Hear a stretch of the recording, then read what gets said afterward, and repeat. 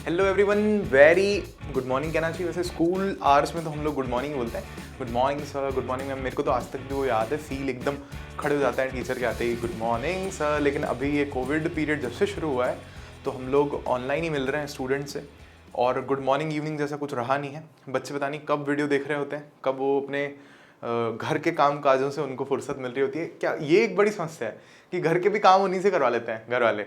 लेकिन चलो, उनका तो पूरा पूरा अधिकार है ही, घर वाले तो हमसे काम करवाएंगे ही, नो डाउट उसमें। अपन खैर अपनी क्लास को शुरू करते हैं। तो I would say welcome you all. Good morning कह ही नहीं रहा हूँ मैं इसलिए, तो यहाँ आ जाओ। अपन आज अपना ऐसे चैप्टर के जो क्वेश्चन आंसर्स हैं फाइनली उनको ख़त्म कर देते हैं और फिर जल्दी से नया चैप्टर जो है शुरू करेंगे नेक्स्ट लेक्चर में। तो सबसे पहले एक्सरसाइज के क्वेश्चंस देख रहे हैं अपन। इसके पिछले लेक्चर में आपने देखा होगा, हमने सारे के सारे क्वेश्चंस जो थे, कौन से क्वेश्चंस थे हमारे पास में, जो इन टेक्स्ट क्वेश्चंस थे वो सारे देख लिए थे हमने। लास्ट वीडियो तो बहुत लंबा हो गया था, 1 घंटे का वीडियो हो गया था, बट ये वाला इतना नहीं लंबा होने वाला है, टेंशन मत लो, बहुत थोड़े से प्रश्न हैं। तो देखो, क्वेश्चन फर्स्ट हमें दे रखा है, ये ऑब्जेक्टिव टाइप क्वेश्चन है और इस बार तो हमारा एक पेपर ऑब्जेक्टिव होने वाला है। डिस्कस करेंगे अपन उस पैटर्न पे भी, उस सारी बात पर भी, पर अभी पहले अपना काम कर लेते हैं। तो पहला क्वेश्चन है, the kidney in human beings are a part of system for. Kidney जो है वो किसका पार्ट है? तो आप बता दो, चलो वीडियो पॉज करके सोच सकते हो चाहो तो, मैं बताता हूँ। चलो, तो ये है एक्सक्रीशन का पार्ट है।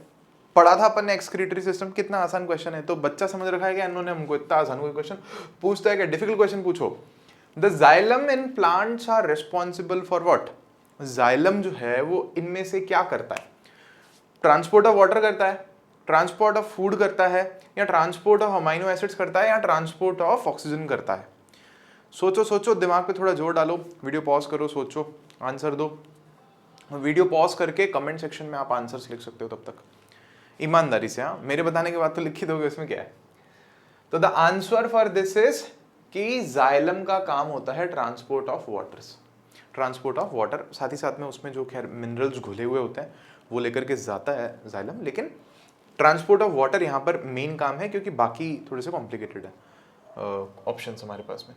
Question third, autotrophic mode of nutrition requires. Autotrophic mode की बात हो रही है मेरे दोस्त।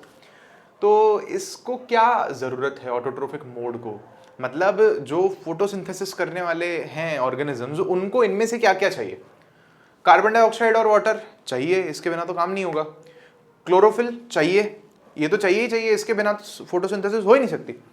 सनलाइट तो चाहिए ही चाहिए। चलो, सनलाइट एक बार के लिए नहीं होगी तो आर्टिफिशियल लाइट से काम चला लेंगे, लेकिन मोस्टली तो सनलाइट ही काम में आ रही है ना।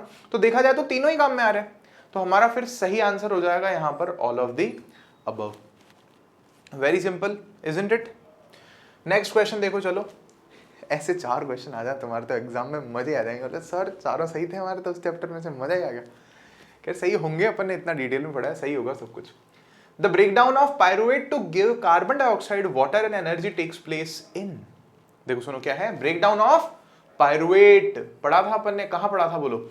हमने पढ़ा था रेस्पिरेशन के टॉपिक में, कि पायरुवेट का ब्रेकडाउन होता है टू गिव, क्या क्या दे वो? कार्बन डाइऑक्साइड दे, वाटर दे और एनर्जी दे। अब ऐसा किस में होता है? 3 पाथवेज हमने पढ़े थे।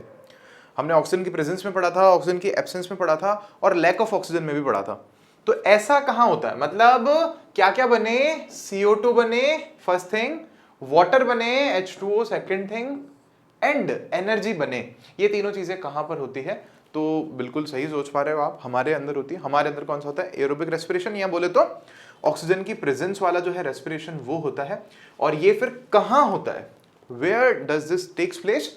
तो ये कहां होता है? माइटोकॉन्ड्रिया में, माइटोकॉन्ड्रियन में। हमने पढ़ा था इससे पहले वाला जो था ना, ग्लूकोज से पायरुवेट बनना, वो कहां होता था? वो होता था हमारा साइटोप्लाज्म में। साइटोप्लाज्म में मतलब सब कुछ ही है, बाहर ही हो रहा है, कहीं पर भी खुले में। फिर उसके आगे जो ब्रेकडाउन है पायरुवेट का, किन में? हम देख रहे हैं एरोबिक में, ऑक्सीजन की प्रेजेंस में। तो वो कहां पर हो रहा है? माइटोकॉन्ड्रिया में। माइटोकॉन्ड्रिया मतलब कंफ्यूजन हो सकता है कि साइटोप्लाज्म होना चाहिए, आंसर है माइटोकॉन्ड्रिया होना चाहिए। लेकिन अगर आपने अच्छे से पढ़ा है तो फिर आपको समझ में आ जाएगा। एक एग्जाम में अप्रोच ये भी हो सकती है, अगर कभी आप भूल जाओ ना, तो पहले आप रिड्यूस करो ऑप्शंस को। क्या देखो, न्यूक्लियस में तो नहीं ही होता, ये पता है हमको। क्लोरोप्लास्ट में तो क्यों ही होगा? क्लोरोप्लास्ट में तो फोटोसिंथेसिस वाली बात हो रही है, क्लोरोफिल होगा वहां पर। तो ये भी ऑप्शन तो नहीं ही है। अब आप इन दोनों में सोच रहे हो, तो अगर आप इन दोनों में सोच करके अपना आंसर टिक कर रहे हो तो आपके गलत होने के चांसेस कम हो जाते हैं। भाई काफ़ी बार होता है ऐसा कि दिमाग से स्लिप हो जाता है, यार मतलब याद तो था लेकिन याद नहीं आ रहा, पढ़ा तो था लेकिन याद नहीं आ रहा ऑब्जेक्टिव्स में। तो फिर वहां पर अप्रोच क्या होनी चाहिए, हमारी रिवर्स अप्रोच होनी चाहिए कि क्या आंसर नहीं है, ये तो नहीं हो सकता, तो वहां से हटाना चालू कर दो ऑप्शंस को, और फिर जो ऑप्शंस बच रहे हैं उनमें से आप चूज करो, तो ज़्यादा सही होने का जो पॉसिबिलिटी है वो ज़्यादा हो जाती है। क्वेश्चन नंबर 5, अब अपन सब्जेक्टिव पर आ गए क्वेश्चंस पर। How are fats digested in our bodies, किसकी बात हो रही है, देखो यहाँ पर फैट्स की बात हो रही है। Where does this process take place, कहाँ पर होता है ये वाला प्रोसेस। तो देखो पहली बात तो ये क्वेश्चन के यहाँ पर हमें नोटिस करना है कि कितने पार्ट्स हैं, कितने हिस्से हैं। तो वी कैन क्लियरली सी कि यहाँ पर क्वेश्चन के 2 पार्ट्स हैं। कह रहा है फैट्स डाइजेस्ट कैसे होते हैं, सेकंड पूछ रहा है कहाँ होता है ये। तो कहाँ होता है, इसका तो आंसर बहुत सिंपल है, डाइजेशन तो पूरा कहाँ होता है, स्मॉल इंटेस्टाइन में होता है। तो ये तो स्मॉल इंटेस्टाइन में होता है, ये हमें क्लियर है। अब कैसे होता है इज द क्वेश्चन जिसका हमें अच्छे से यहाँ पर आंसर करना है। तो पहले हम थोड़ा सोच लेते हैं, पहले अपन बात कर लेते हैं, फिर आंसर तो लिखा हुआ आपको सामने मिल ही जाएगा। हमने देखा था कि फैट्स कहाँ आते हैं, स्मॉल इंटेस्टाइन में आते हैं, और स्मॉल इंटेस्टाइन में लिवर से बाइल जूस आता है और पेनक्रियस से पेनक्रियाटिक जूस आता है। जो लिवर से बाइल जूस आता है उसमें जो बाइल सॉल्ट्स हैं वो क्या करते हैं, हमारा जो फैट है उसके बड़े बड़े ग्लोब्यूल्स को छोटे छोटे ग्लोब्यूल्स में पहले तोड़ देते हैं। अपन ने पढ़ा था बाइल के 2 फंक्शंस पढ़े थे, और मैंने आपको बोला था कि वो बहुत इंपॉर्टेंट क्वेश्चन है। तो एक फंक्शन ये था, अब फैट की जो बॉल्स हैं वो छोटी छोटी छोटी हो जाती हैं, और उन बॉल्स पर पेनक्रिएटिक जूस जो है, पेनक्रिएटिक अमाइलेज जो है वो आकर के काम करता है, उनको डाइजेस्ट करता है, उनको तोड़ता है, उनका डाइजेशन करता है, और आगे और छोटे फॉर्म्स में उसको किसी तरह से कन्वर्ट करता है।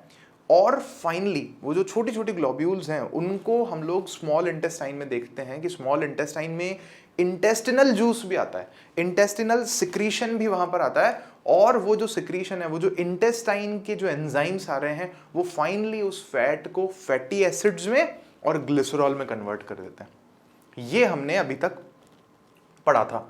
तो देखो क्या है, कहाँ होता है, स्मॉल इंटेस्टाइन में होता है, पहली बात ये हमने लिख दिया, आंसर दे दिया एक क्वेश्चन का। फिर कह रहे हैं बाइल जूस सिक्रीटेड बाय, अच्छा ये मैंने यहाँ पर लिखा नहीं है, बाइल जूस कौन सिक्रीट करता है, मैं लिखना भूल गया हूँ, मैं यहाँ लिख देता हूँ, secreted by liver. Bile juice emulsify the large globules of fats, emulsification का प्रोसेस होता है, उसमें बाइल जूस उसको छोटे छोटे फैट की ग्लोब्यूल्स में, बॉल्स में तोड़ देता है। फिर कह रहे हैं हम लोग इसके आगे, by emulsification large globules break down into fine globules, छोटे छोटे बॉल्स बन जाते हैं, to provide larger surface area, और उससे क्या बनता है, ज्यादा सरफेस एरिया मिल जाता है, to act upon by the enzymes, ताकि एंजाइम्स जो हैं वो अच्छे से एक्ट कर सकें, उस खाने को अच्छे से, उस फैट को अच्छे से डाइजेस्ट कर सकें। फिर हम आगे कह रहे हैं यहाँ पर लाइपेज एंजाइम कौन है, यहाँ पर फसाद की जड़ जो सारा काम कर रहा है वो कौन है, lipase enzyme present in the pancreatic juice causes breakdown of emulsified fats. ये क्या करता है, इमल्सिफाइड फैट्स के टुकड़े टुकड़े करता है, कौन करता है, लाइपेज एंजाइम, ये हमें याद रखना है। और फिर फाइनली कह रहे हैं कि जो ग्लैंड्स प्रेजेंट है कहाँ पर, स्मॉल इंटेस्टाइन की वॉल्स में, वो इंटेस्टिनल जूस सिक्रीट करती हैं, जो कि फाइनली फैट्स को कन्वर्ट कर देता है किसमें, फैटी एसिड्स में और ग्लिसरॉल में। तो ये हमारा आंसर यहाँ पर कंप्लीट हो जाता है। आई होप आपको इसमें कोई प्रॉब्लम नहीं होगी। बढ़ते हैं अपन आगे नेक्स्ट क्वेश्चन की तरफ।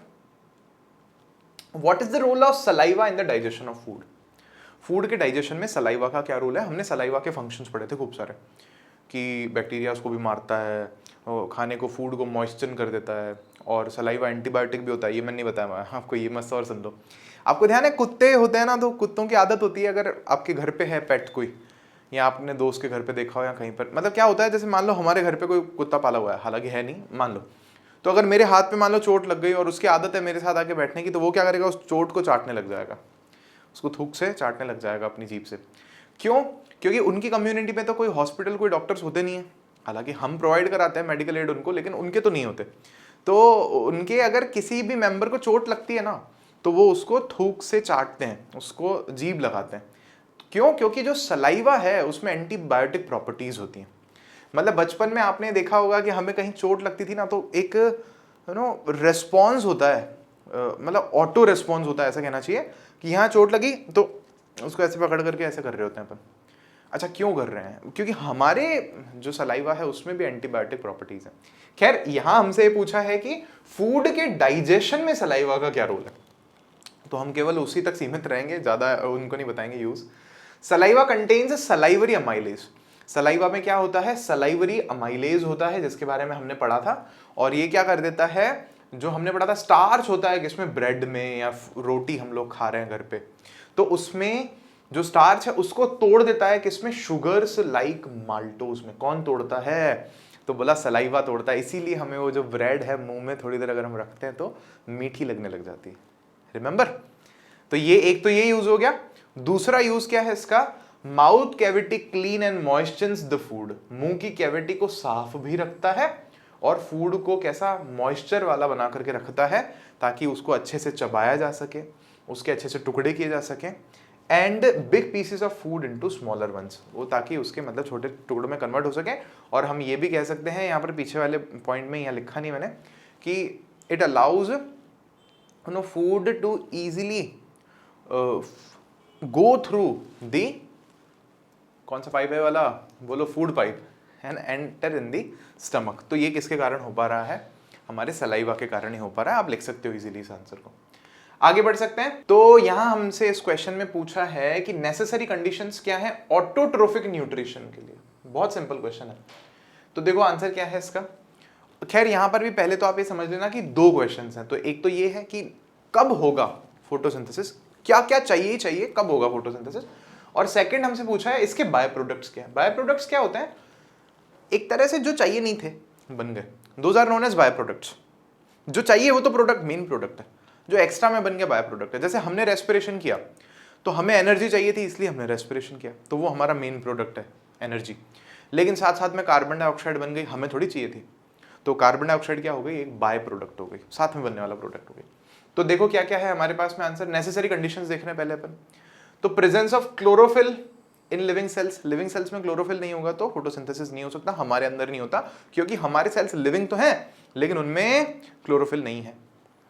Second, provision of supply of water to green plants और सेल्स ऑफ द प्लांट्स। क्या होना चाहिए भैया? सप्लाई होना चाहिए, प्रॉपर पानी मिलना चाहिए उस लिविंग सेल को, उस प्लांट को किसी भी तरह से मिलना चाहिए। सफिशिएंट सनलाइट, सनलाइट प्रॉपर चाहिए या आर्टिफिशियल लाइट चाहिए, उसके बिना काम नहीं चलेगा। कह रहे हैं sufficient supply of carbon dioxide. Carbon dioxide अगर नहीं मिलेगी तो भी फिर फोटोसिंथेसिस प्रॉपर्ली नहीं हो सकता। सिंपल क्वेश्चन है, बच्चों वाला क्वेश्चन है, एग्जाम में नहीं पूछे जाते ऐसे क्वेश्चन, बड़ा कुछ ज्यादा ही आसान क्वेश्चन है। तो और फिर लास्ट में अपन लिख रहे हैं कि by product of autotrophic nutrition is oxygen. कि भाई प्लांट्स जब करते हैं ना फोटोसिंथेसिस तो उनका जो बाय प्रोडक्ट बनता है उसका नाम क्या है हमारे पास में? ऑक्सीजन। ये ध्यान रखना है बस अपने को। मेन प्रोडक्ट उनका भी एनर्जी होता है और उसके साथ ही साथ में ग्लूकोज, मतलब एनर्जी भी क्या, वो तो ग्लूकोज बनाने के लिए कर रहे हैं सब कुछ, खाना बनाने के लिए, फूड बनाने के लिए फोटोसिंथेसिस कर रहे हैं। ग्लूकोज बन जाता है, फिर वो ग्लूकोज को अपनी बॉडी में या जो बाकी ऐसे फूड बन रहा है उसको अपनी बॉडी में कंज्यूम करते हैं एनर्जी बनाने के लिए रेस्पिरेशन से। तो फोटोसिंथेसिस का मेन ऑब्जेक्टिव तो उनका क्या होता है? फूड बनाना, टू प्रोक्योर फूड। तो प्रोक्योर हो गया फूड, ऑक्सीजन साथ में बन गई, गिफ्ट बन गई, तो हमने रख ली उसको। हमने कहा ठीक है, नहीं नहीं कोई बात नहीं, साथ मिलकर के जिएंगे, आप ऑक्सीजन दो हम उसको ले लेंगे। आगे अगला question, what are the differences between aerobic and anaerobic respiration. एक क्वेश्चन पूछा है इसमें, name some organisms that use the anaerobic mode of respiration. बहुत सिंपल क्वेश्चन है, बहुत ही सिंपल है, मतलब हंस के उल्टे हो जाने वाला ही क्वेश्चन है, तो इतना आसान है। एरोबिक अनएरोबिक, ऐसा क्वेश्चन कभी भी आपसे पूछे ना तो कोशिश करा करो टेबल बना दिया करो, आधा इधर लिख दिया करो और आधा इधर लिख दिया करो।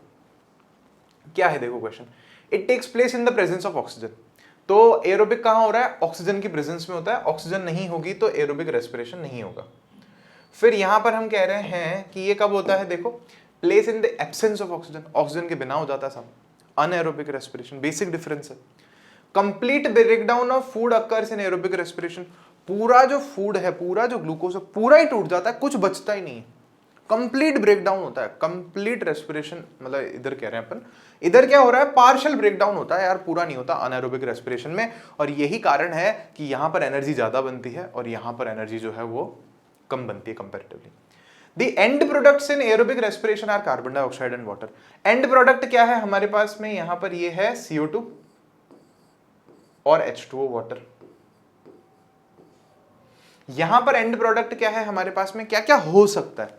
तो हमारे पास में हमने यीस्ट वाला जो एग्जांपल देखा था, तो उसमें देखो हमारे पास में एंड प्रोडक्ट क्या क्या बन रहा था, यहां पर हमने लिखा है इथेनॉल बन रहा था प्लस कार्बन डाइऑक्साइड बन रही थी, as in yeast plants. Yeast plants नहीं होना चाहिए इधर, इसको काट दो, ठीक है, यीस्ट एज इन यीस्ट कर लेना इस एग्जांपल को। तो ये बनते हैं यहाँ पर बाय प्रोडक्ट्स।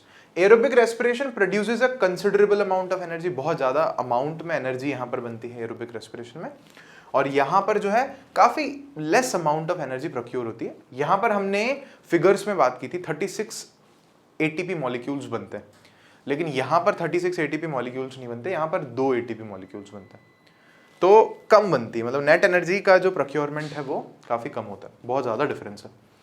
और लास्ट उसमें एक पार्ट और था कि हमें बताना है कि अनएरोबिक रेस्पिरेशन कौन कौन से एनिमल्स करते हैं या कौन कौन से ऑर्गेनिजम्स करते हैं। तो उसका हमारे पास में एक आंसर है जो लोअर ऑर्गेनिजम्स है। लोअर ऑर्गेनिजम्स कहने का मतलब यहाँ पर है जो कि कम डेवलप्ड है, हमारे जितने डेवलप्ड नहीं है, जैसे यीस्ट हैं, मतलब जिनकी एनर्जी रिक्वायरमेंट कम है, वो काम चला लेंगे अनएरोबिक से, हम नहीं चला सकते, आप और अपनी तो हालत खराब हो जाएगी। और काफ़ी सारी स्पीशीज़ हैं बैक्टीरियाज की, और पैरासाइट्स हैं।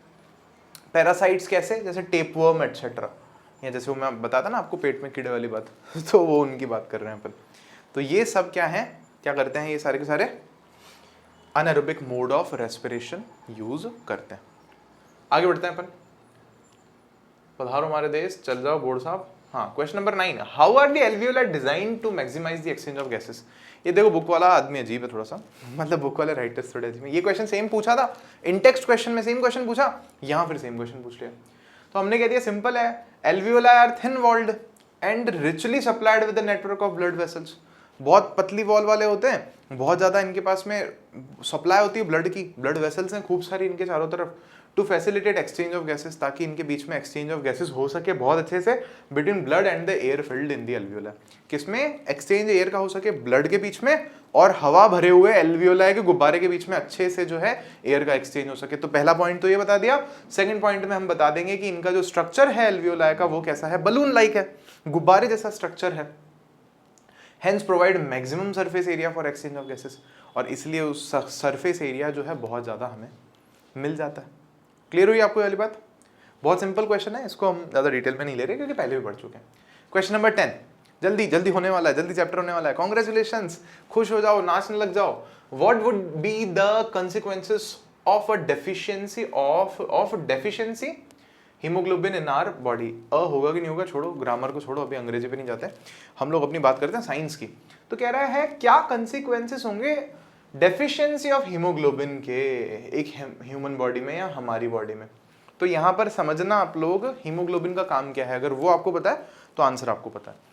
ये क्वेश्चन बहुत अच्छा क्वेश्चन है, मतलब मैं ऐसे क्वेश्चंस पूछे जाना बहुत जरूरी समझता हूँ। अगर मैं एग्जामिनर हूं तो मैं ऐसे क्वेश्चन जरूर दूं एग्जाम में। द रीजन इज क्योंकि ये हमारी प्रैक्टिकल लाइफ से डायरेक्टली रिलेट करता है। समझना कैसे, अभी मैं आपको कंक्लूड करूंगा। यहां पर हम कह रहे हैं हीमोग्लोबिन क्या है, पहले तो वो पता है। हीमोग्लोबिन हमारा क्या है, रेस्पिरेटरी पिगमेंट है। कहां पर होता है, रेड ब्लड सेल्स में होता है। तो ये क्या करता है, ऑक्सीजन को अपने साथ चिपका लेता है। हम सांस लेते हैं, ऑक्सीजन अंदर तो गई, काफी सारी गैसेस गई, अब ऑक्सीजन छाती में पहुंची, फेफड़ों में पहुंच गई, तो वहां से ऑक्सीजन जो है ना एल्वियोलाई में बैठी है, कह रही है भैया ब्लड आ रहा है क्या, जाऊं मैं ब्लड के साथ में, मेरे को ले लो साथ में। तो ब्लड में इसको बिठाता कौन है, ऑक्सीजन को अपने साथ में कौन फ्रेंडशिप करके ले जाता है साथ में, तो वो है हीमोग्लोबिन। हीमोग्लोबिन बस लेके चल रहा है यूं समझो, और ऑक्सीजन को सवारी सवारी सवारी करके बिठाता जा रहा है कि आ जाओ बैठो बैठो बैठो, उसको लेकर के जा रहा है। कहाँ लेकर के जा रहा है, सेल्स तक लेकर के जा रहा है, बॉडी के अलग अलग। तो हीमोग्लोबिन का मेन काम क्या है, ऑक्सीजन की जो सप्लाई है वो प्रॉपर बनी रहे बॉडी में, वो इंश्योर करने का काम है हीमोग्लोबिन का। अब ऑक्सीजन की सप्लाई अगर प्रॉपर बनी रहेगी तो रेस्पिरेशन प्रॉपर होगा। रेस्पिरेशन मतलब सेल्यूलर रेस्पिरेशन, जहां पर एनर्जी बन रही है। तो मतलब कहने का मतलब ये है, हीमोग्लोबिन अच्छे अमाउंट में है तो ऑक्सीजन अच्छे अमाउंट में होगी ब्लड में, ऑक्सीजन अच्छे अमाउंट में होगी तो अच्छे अमाउंट में एनर्जी बनेगी, अच्छे अमाउंट में एनर्जी बनेगी तो हम हेल्दी रहेंगे, एकदम बढ़िया रहेंगे, सारा सब कुछ बॉडी में प्रॉपर चलता रहेगा। लेकिन प्रॉब्लम कहां आती है कि ना हीमोग्लोबिन कम हो गया, ऑक्सीजन कम हो गया, और हीमोग्लोबिन किसके कारण कमी, किसके कारण होती है, आयरन की कमी के कारण होती है। आपको ध्यान है आयरन की गोलियां खिलाते हैं, हम स्कूल में रहते थे ना तो अलग अलग वो सर्वेज वाले आते थे वो गवर्नमेंट की तरफ से, तो वो हेल्थ सर्वे वाले, तो हमें वो आयरन की गोलियां देकर के जाते थे कि चूस चूस के इनको खा लो, बॉडी में आयरन बिल्ड होता है। कुल मिला के कहने का मतलब है हीमोग्लोबिन आयरन की प्रेजेंस से बढ़ता है, ऐसा है कुछ, ठीक है, आप पढ़ना इसको कभी। तो अभी मैं आपको ये कह रहा हूं कि अगर हीमोग्लोबिन कम हो जाएगा तो at the end of the day energy हमारी बॉडी में कम हो जाएगी, या यूं समझो ब्लड लॉस होगा तो हीमोग्लोबिन कम हो जाएगा, और घूम फिर करके क्या होगा, एनर्जी नहीं होगी बॉडी में, फटीग होगा, थकान होगी। ये समझ में आया हमें, और इससे काफी सारी बीमारियां हो सकती है क्योंकि बॉडी में चल सब कुछ एनर्जी के कारण रहा है।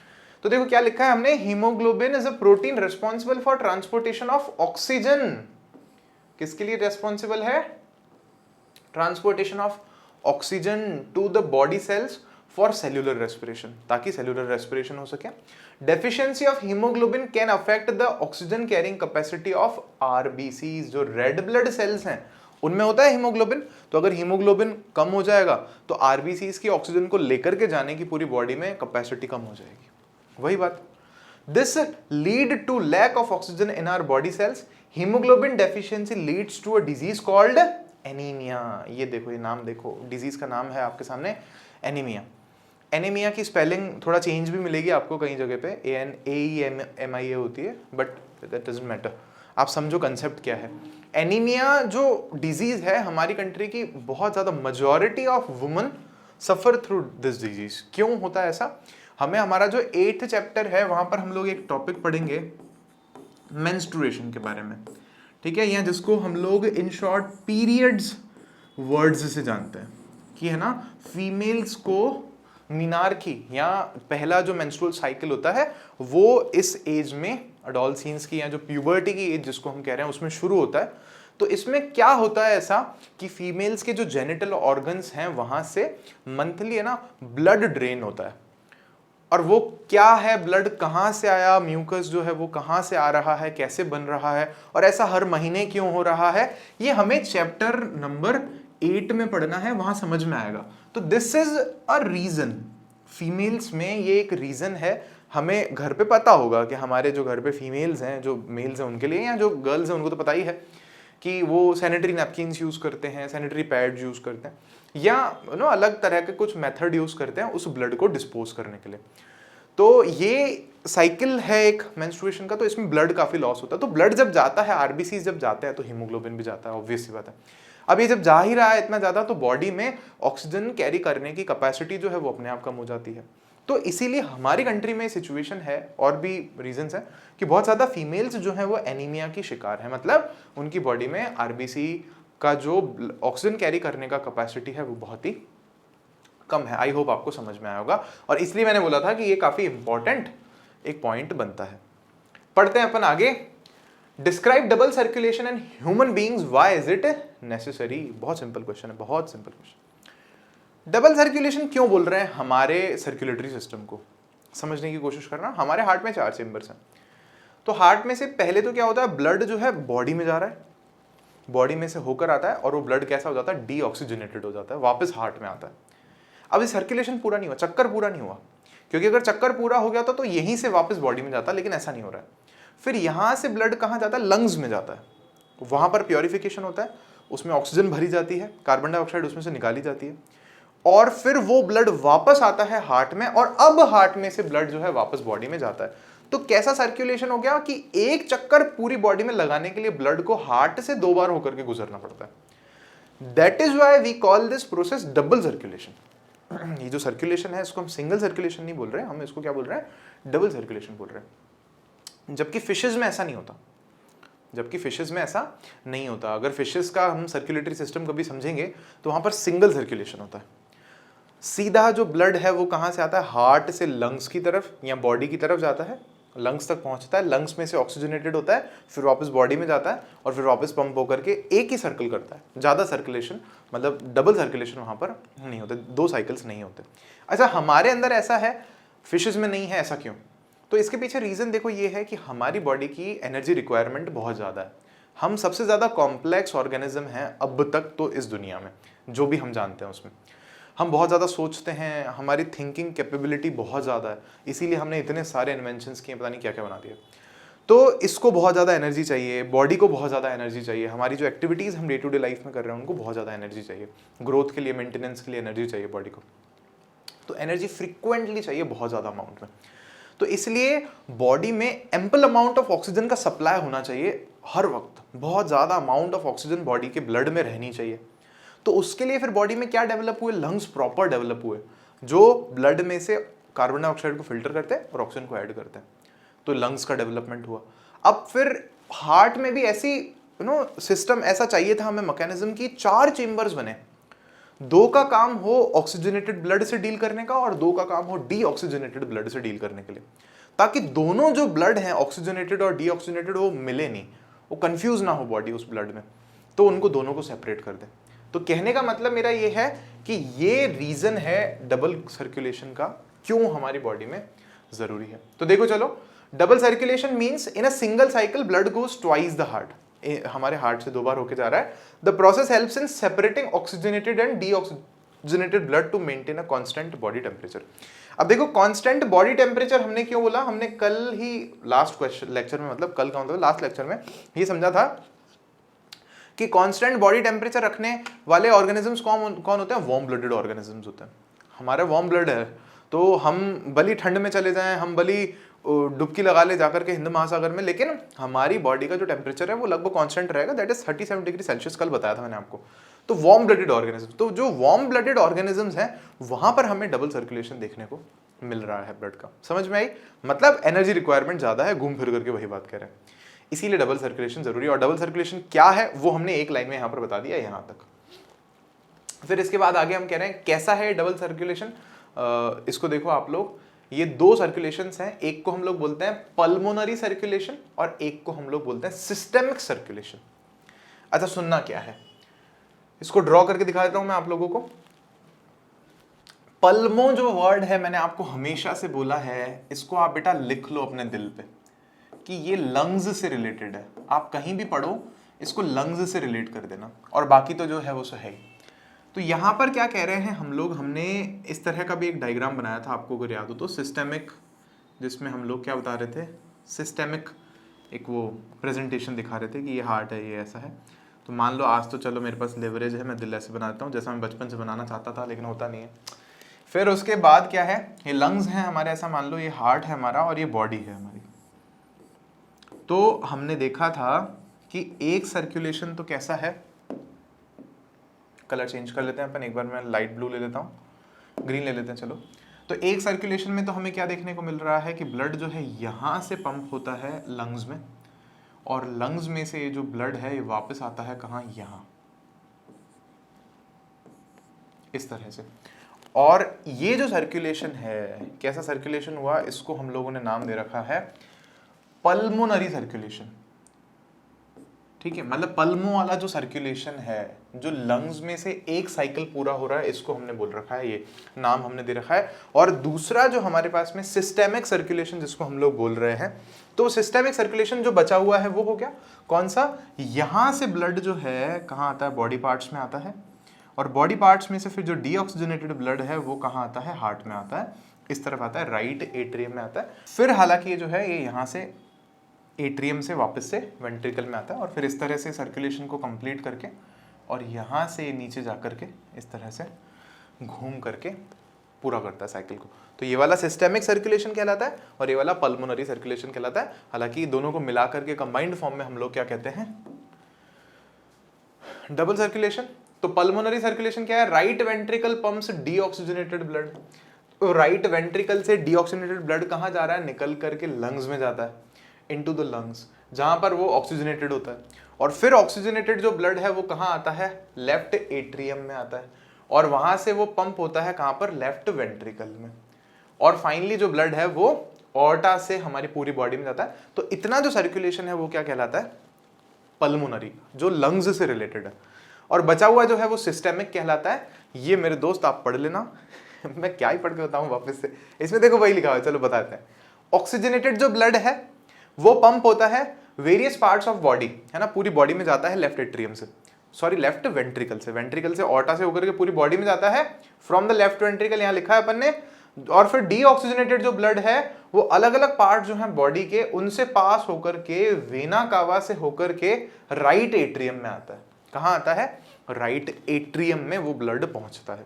Right atrium transfer this blood into right ventricle और फिर वो राइट वेंट्रिकल तक जाता है। तो कुल मिला के बॉडी वाला जो सर्कुलेशन है उसको हमने बोला है सिस्टेमिक सर्कुलेशन। हालांकि हमारी बुक में ये दोनों टर्म्स मेंशन नहीं किए, पल्मोनरी सर्कुलेशन और सिस्टेमिक सर्कुलेशन, लेकिन बट स्टिल मैं आपको कहूंगा थोड़ा सा टर्म ध्यान रख लो, ज्यादा नहीं, टर्म ध्यान रख लो, इट विल हेल्प। यहां पर लास्ट हम कह रहे हैं इसका ही कि नेसेसिटी ऑफ डबल सर्कुलेशन। तो हमने बता दिया था वैसे तो कि right side and the left side of human heart are useful to keep deoxygenated and oxygenated blood from mixing. जो लेफ्ट साइड है और राइट साइड है हार्ट का वो क्यों है? ताकि ऑक्सीजनेटेड ब्लड और डीऑक्सीजनेटेड ब्लड अलग रहे। फिर कह रहे हैं this type of separation of oxygenated and deoxygenated blood ensures a highly efficient supply of oxygen to the body. इससे क्या होता है? बहुत ज्यादा एफिशिएंट हाई अमाउंट में सप्लाई होता है ऑक्सीजन का बॉडी को। और ये क्या है? Useful in case of humans who constantly need energy to maintain their body temperature. जो अपना बॉडी टेम्परेचर मेंटेन कर रहे हैं ह्यूमंस, उनके लिए ये बहुत ज्यादा जरूरी है। जो वार्म ब्लडेड एनिमल्स हैं उनके लिए बहुत ज्यादा इंपॉर्टेंट है। तो चलिए सेकंड लास्ट क्वेश्चन है, 13 क्वेश्चन है हमारे पास में केवल। आप खुश तो बहुत हो गए तुम। मैं what are the differences between the transport of materials in xylem and phloem? क्या डिफरेंसेस हैं ट्रांसपोर्ट जो हो रहा है मटेरियल जाइलम में और फ्लोएम में, उसमें जल्दी से देख लेते हैं चलो अपन। तो जाइलम में इधर है और फ्लोएम में इधर है। जाइलम टिश्यू हेल्प करता है in the transport of water and minerals. Water और मिनरल्स यहाँ ट्रांसफर हो रहे हैं। ये हेल्प करता है ट्रांसपोर्ट ऑफ फूड में। इस वाले को बोलते हैं हम लोग ट्रांसलोकेशन, और यहाँ पर ये जो होता है उसको हम लोग ट्रांसपिरेशन पुल बोलते हैं, हम पहले भी पढ़ चुके हैं। Water is transported upwards from roots to all other parts of the plants. ये हम कह रहे हैं कि पानी नीचे से ऊपर जाता है रूट्स में, और यहाँ पर हम कह रहे हैं food is transported in both directions, upwards downwards, leftwards rightwards, हर तरफ ही जाता है। मतलब डाउनवर्ड्स अपवर्ड्स, दो डायरेक्शन बोलने का मतलब होता है कि ऊपर नीचे किसी भी डायरेक्शन में फूड जा सकता है। बहुत ज्यादा आसान क्वेश्चन है, तो क्या ही पूछ रहे हैं। ठीक है। अब यहाँ पर जाइलम फ्लोएम में काफी आप जगह देखोगे ना बुक्स में लिखा होगा जाइलम के ये 4 पार्ट्स होते हैं, फ्लोएम के ये 4 पार्ट्स होते हैं, जाइलम में ये कंडक्टिंग एलिमेंट्स होते हैं, फ्लोएम में ये कंडक्टिंग एलिमेंट्स होते हैं, फिर जाइलम में ये फोर्सेस होते हैं, फ्लोएम में ये फोर्सेस होते हैं। छोड़ो, आप तो क्वेश्चन पे ध्यान दो। ट्रांसपोर्ट ऑफ मटेरियल्स में क्या फर्क है जाइलम में और फ्लोएम में? तो बस हमने वो शॉर्ट जो पूछा है वो आंसर कर दिया। बस लिखने में तो हम ऐसे लिख डालें इस पे। लास्ट क्वेश्चन है हमारा 13 question. Compare the functioning of alveoli in the lungs and nephrons in the kidneys. Nephrons और किडनीज में क्या फर्क है वो बताओ, with respect to their structure and their functioning. Structure और फंक्शनिंग को ध्यान में रखते हुए आप ये बताओ एल्वियोलाई में और नेफ्रॉन में क्या फर्क होता है। एल्वियोलाई कहां पर है? लंग्स में है। नेफ्रॉन कहां पर है? हमारे किडनी में। तो बहुत सिंपल है, एल्वियोलाई फंक्शनल यूनिट है लंग की, नेफ्रॉन जो है फंक्शनल यूनिट है किसकी? किडनी की। यहाँ पे कलर चेंज करना पड़ेगा, नहीं तो यहाँ पर दिखेगा नहीं आपको, ब्लू ले लेते हैं अपन। फिर उसके बाद कह रहे हैं अब mature lung has crores of alveoli. अब देखो नंबर में मैं गया ही नहीं, क्योंकि नंबर में कंफ्यूजिंग लगा पड़ा है। एक बुक मैंने कल पढ़ी, बोल रहा 30 करोड़ होते हैं एक लंग में। अरे मैं कहा भाई कंट्रोल क्लियर कर लो पहले। तो बुक्स में थोड़ा मुझे लग रहा है नंबर में बहुत ज्यादा वेरिएशन मिल रहा है, तो मैंने इसलिए क्रोर्स लिख दिया। इवन एक लंग में भी क्रोर्स जो है एल्वियोलाई हमें देखने को मिलते हैं। फिर हम यहाँ कह रहे हैं a kidney has about 10 lakh nephrons. एक किडनी में लगभग कितने नेफ्रॉन्स होते हैं? 10 लाख नेफ्रॉन्स होते हैं। फिर कह रहे हैं alveoli provides a wide surface for gases exchange. Alveoli जो है वो बड़ा सरफेस प्रोवाइड करा रहा है। अब ये स्ट्रक्चर वाली बात हो गई। एल्वियोलाई का स्ट्रक्चर जो है बलून लाइक है, वो सरफेस ज्यादा प्रोवाइड करा रहा है ताकि एक्सचेंज ऑफ गैसेस जो है वो प्रॉपरली हो सके। यहाँ हम कह रहे हैं the surface area of a nephron is less. इसका तो सरफेस एरिया लेस होता है, बल्कि इसका स्ट्रक्चर तो कैसा होता है? ट्यूब्यूल वाला स्ट्रक्चर होता है, ट्यूब वाला स्ट्रक्चर होता है, ताकि इसमें से जो है यूरिन फॉर्मेशन हो और यूरिन जो है अच्छे से फ्लो कर सके। फिर कह रहे हैं exchange of oxygen and carbon dioxide takes place through the network of capillaries in alveoli. यहाँ पर इन गैसेस का जो है एक्सचेंज होता है, फंक्शनिंग के बेस पर हो गया ये वाला डिफरेंस। और ये वाला डिफरेंस कहाँ हो गया? The Bowman's capsule in nephron regulates the concentration of water and salts. कि जो बोमन्स कैप्सूल है ये क्या करता है, रेगुलेट करता है concentration of water and salts, मतलब देखता है कि कितना पानी यूरिन में जाए, कितने सॉल्ट्स जो है यूरिन में जा रहे हैं। तो कुल मिला के यहाँ पर यूरिन बन रहा है, छन रहा है। फंक्शन में आप ये लिख सकते हो कि एल्वियोलाई का ये फंक्शन है, बल्कि इसकी जगह पॉइंट की जगह मैं तो कहूँगा कि आप ये लिख सकते हो, नेफ्रॉन हेल्प्स इन और the nephron functions as the filtering unit of kidney, that is it performs a task that is formation of urine। तो ये बनाने का काम यहाँ पर नेफ्रॉन का है। फिर इसके बाद थैंक यू लिखा है मैंने। तो देखो यहाँ पर मैं एक चीज और कहूंगा कि एक आध पॉइंट आप और ऐड कर सकते हो अपनी तरफ से, थोड़ा सा मैं काम आपके लिए छोड़ता ही हूँ कहीं ना कहीं पर। आप इन आंसर्स को और सुंदर बना सकते हो, बेहतरीन बना सकते हो अपना, और इसमें विजन आप लोग जो है अपना जो आइडियाज हैं वो और इसमें यूज करके आप इसको और अच्छे से इन आंसर्स को लिख सकते हो। लेकिन हाँ, मोर और लेस इतना भी अगर आप कर लेते हो ना तो this is more than sufficient. और इससे अगर एक कदम आगे चले ही जाते हो तो आप फिर वो हमारी कंट्री के उन कुछ एक टॉपर्स में से हो, ठीक है। Those are just exceptional students. खैर आप सभी बहुत अच्छे हैं, प्यारे हैं, मिलेंगे ज़रूर आपसे कभी, है ना, किसी दिन। अभी तो आप अपनी पढ़ाई कीजिए, घर पे रहिए, सेफ रहिए, और let's see what else we have to work out. Next chapter surprise है आपके लिए, नेक्स्ट चैप्टर पढ़ना शुरू करते हैं। हाँ फॉर श्योर फिजिक्स का लेंगे, क्योंकि हम केमिस्ट्री पढ़ चुके हैं, बायो पढ़ चुके हैं, फिजिक्स पर चलते हैं थोड़ा टाइम। तो मिलते हैं आपसे नेक्स्ट वीडियो में। Thank you so much, bye bye.